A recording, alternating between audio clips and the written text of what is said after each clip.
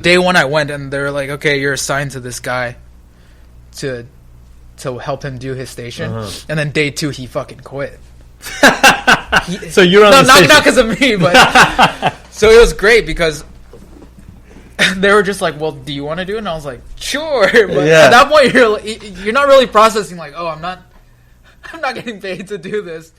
But it's a great experience. I spent like it was like half a year doing that station. Yeah. So you literally worked the station at Qua unpaid as a stage for 6 months. Yeah. Wow.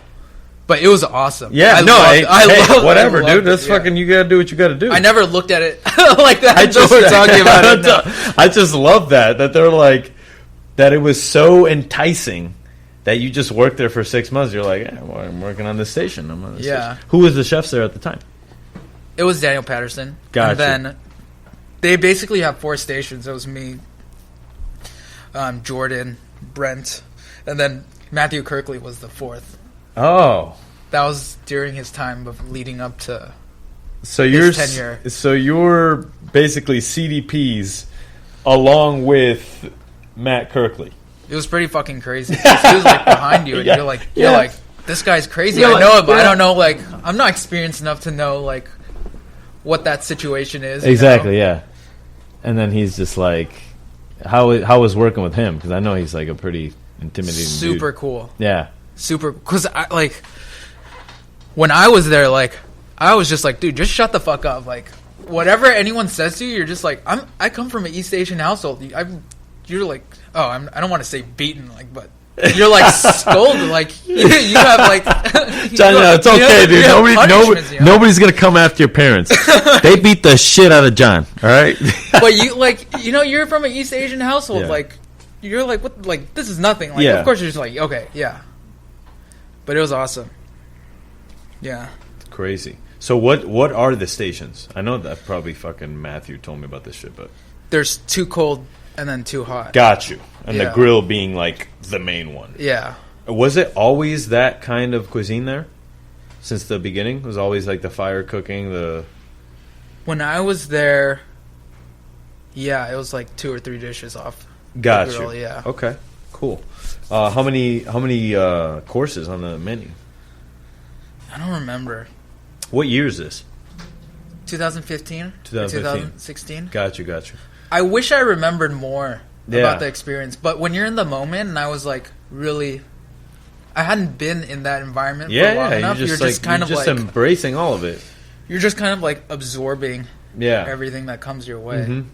Yeah. And at that point, you're inexperienced, so you don't know what you need to remember. Because not only was I restaurant inexperienced, at that point, I'm life inexperienced too. You know, I'm like 24. Yeah. Just like, okay. Yeah. Like just trying to like strap it together and like do what you can. Mm-hmm. And after that time at Qua, did you ever consider working there full time? Yeah. Because they were like, do you want to just stay? Yeah. Past, because the kitchen's going to flip. It's going to be something different. And at the time, I was like, I really wanted to go to Cezanne. Yeah. I really wanted to, because that was something that really interested me. And then it didn't pan out, and like, it was like a financial thing. And I kind of just thought, okay, well, I was in like a difficult lease to get out of, and I was just like, I don't think I can handle like this whole financial thing. So I just came back to LA. Yeah. Yeah. Got you. So you come back to LA, and are you actively looking for cooking jobs, or what do you? Yeah, I'm trying to move. You're trying to move. I'm trying to move to like Europe or like Hong Kong. Got you. Yeah. Do you have contacts in Hong Kong, or are you just like, I'm moving to Hong Kong, baby? No, but like, fuck yeah. You realize at the point of this story, you're like, holy shit, you were so naive at the time, because I was like, yeah, like I want to have that same experience, but like elsewhere where I'm like out of my comfort zone and I maybe don't speak the language. Yeah. No, I mean, that's a great way to do it, man. Yeah. I think sometimes being naive is an amazing gift. For sure. You know? I always say that, too. You just fucking do whatever it is without thinking of the consequences, or like, you know, and chances are, I mean, it got you where you are today, right? For sure. It wasn't fucking negative. But I was like so unaware. I was like, there's like visa issues, and like I'm realizing this like maybe 2 months after I moved back. Yeah. And I'm like, fuck. I should have just fucking stayed. I had an in, and I was like, I should have just fucking stayed. Yeah. Yeah. So then going through that now, what do you say to yourself at this point? You're like, well, I should have stayed. I didn't do that. But I mean, I don't try to look at life like what I didn't do. So I just accepted it. I was like, well, I just have to do the best I can moving forward. Yeah. I mean, it's interesting to know that because, you know, for me, I would have probably been like, all right, well, let me at least try to go back there. Yeah. You know, like, or I thought about that. Yeah, too. you know, and it's the easy thing to do. It's good to choose the hard way too. You know? And what was your next step? So I was thinking New York because I was like no visa. I just did the same thing because when I first got a stage in LA, I was a college grad. I was like, you know what, I'm just gonna print a handful of my resumes because I wrote a really, in my mind, what I thought was a great cover letter because I was like, I have no culinary experience, didn't go to cooking school, I have a bullshit degree. I just went, knocked on every door, passed them out, and nobody called me back except for that restaurant I staged at. Yeah. So I did the same thing after I came back. I was just like, let's try this out again. So I just went to every restaurant. Like no one called me back. So I just started cooking at home for my friends. I was like, do you guys just want to like throw me like $35 each? And then I'll just make some stuff that I had in my mind or like some stuff I learned, and it'll be fun. It's just like you coming out to hang out, but you're covering my costs. Yeah. So I just started doing that. And then my parents and their family friend had found this restaurant right now because our family friend was a professor at the time of UCLA, and he had a lot of incoming like foreign East Asian students. Yeah. They were missing like home cooked food, and my mom was a great cook, and like sometimes she would cook when they had visiting students. So they're like, let's do those lunch boxes that you do. Yeah. But, like, let's do it out of a storefront, like, have a whole operation going, because it could be really good. Yeah. And they got this location. Whoa.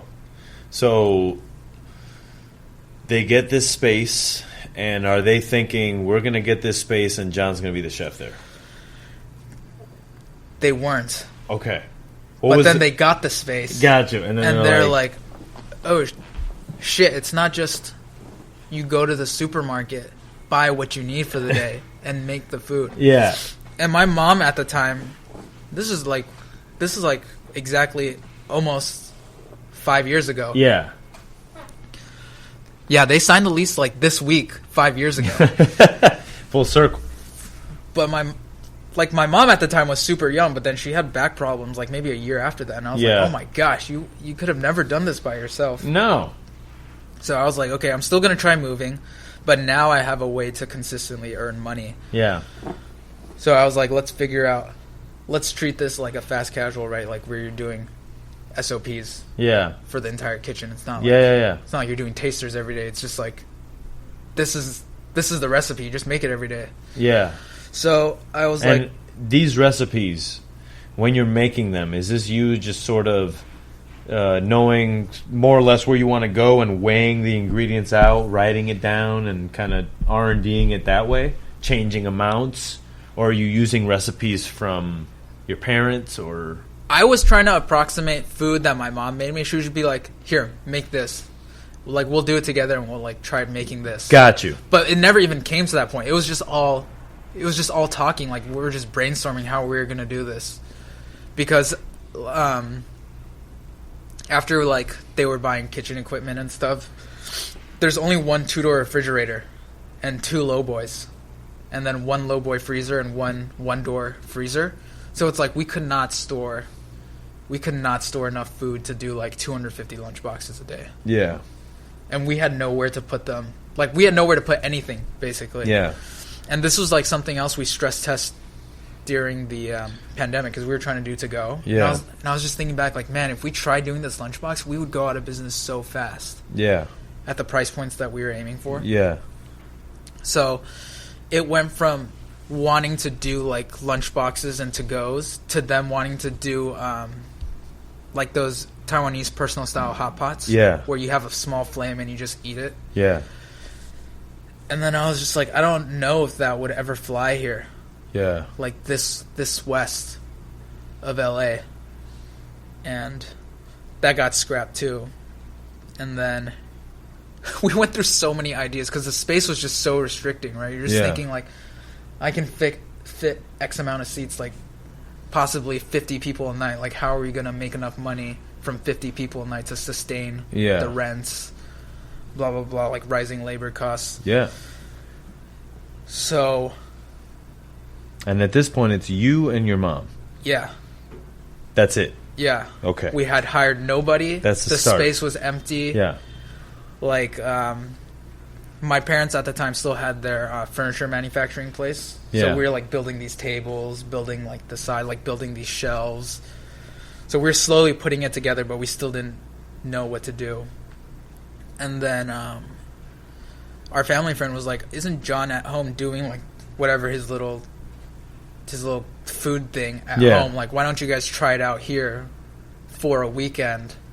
And then so you did a pop-up in your own parents' restaurant. Yeah, that. So you had to prove yourself to them. It wasn't even proved. We just like we were just like, yo, we gotta make money. We need an idea. We gotta make money. Let's do this. We're paying rent. Yeah. We need to make money. And then you're like, I'll fucking do this. And then we're like, let's just do it for fun. Let's just try it out and see how it is. And then we had a friends and family. Mm-hmm. And then, like I told you, we do like around 40 to 60 covers in here. Yeah. And then we did like 120 that day. No way. It was disgusting. Yeah. It was just so many people. And I was like, in my mind, I was like, wow, that great success, right? But it's like, it's a false test, right? It's not reality. These people are all your friends. Of course they're going to bring all of their friends for free food. Yeah. So I was like, yo, we're good. And then that was when like geotags on Instagram were first becoming a thing. Like not a lot of people were using it, or people didn't know how to utilize it correctly. Yeah. And then we had leftover food, so we were like, okay, like we'll just serve this menu for this week, run out of the food, figure out what to do next. And then next week we did like a tasting menu just to like, okay, we have to get rid of all of this, so we'll just do a tasting menu of like 5 dishes and get rid of our pantry and then figure out what to do moving forward. And then Eater picked it up. And then how many? We were super booked. So this is like this isn't a 2-3 weeks. No, this is a span of a week. What the fuck? This is a span of a week. So soft opening Saturday. Yeah. Sunday we had a break. Yeah. And then I think Monday we started doing the tasting menu to clear our pantry. Yeah. And then I think it was like on a Wednesday, someone from Eater emailed like, "Hey, we heard you were doing a tasting menu. Are you a new tasting menu restaurant?" And I was like, "Yeah, like for this week, I guess." And then we were booked solid for like 3 months, and I was like, "Fuck." And at that point, we had our CDC Dara here. He came on as a waiter. Yeah. And then he was just like, "Well, I'll help you out. Like, obviously you need help," because in the beginning it was just me and him. Yeah. It was just me and him and like our friend that was like, "I'll be a manager," because I was trying to be a manager at a Boiling Crab. I'll help you guys out. So at first we just had a bunch of people that worked at Boiling Crab helping us out, and then me and Dara, we had no idea what the fuck we were doing. Like the only experience I had was the stages. Yeah. And like this ball just kept on, like it was like this momentum. Like I think 3 weeks after, like okay, well, the first week before the review, right? Yeah. Like obviously there's nobody here. It's like dead empty, and then we get saved by the Eater thing. Yeah. And then I think maybe 2 or 3 weeks after, LA Weekly, when they're doing reviews again, did a review on us, and we got 3 stars.